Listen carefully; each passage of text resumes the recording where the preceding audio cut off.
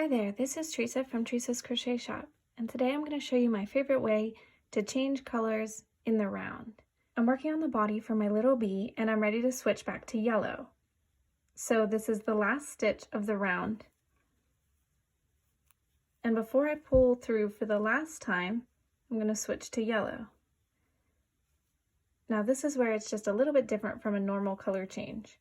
In this next stitch here, instead of doing a single crochet, I'm going to do a slip stitch. Make sure you pull these tails tight because that will help the color change not be so obvious.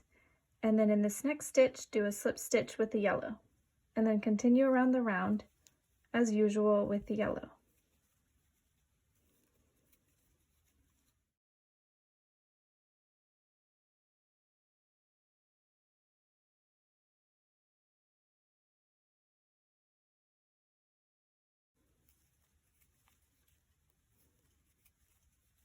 When you get back around to that first stitch where you did the slip stitch, just do a single crochet in that stitch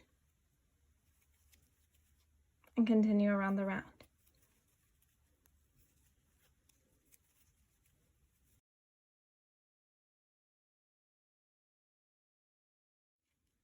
Now if we look back at our color change, you can see it a little bit, but it's not drastic. And an invisible color change is a little bit complicated. So this is an easy way to change colors that looks pretty good. So just for comparison's sake, I'm going to show you this same body. But on this one, I didn't do the slip stitch, I just did the regular single crochet in that stitch.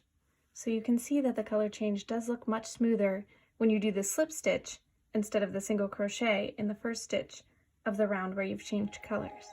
And now I'm off to go finish making this little bee. Thanks for watching. Happy crocheting!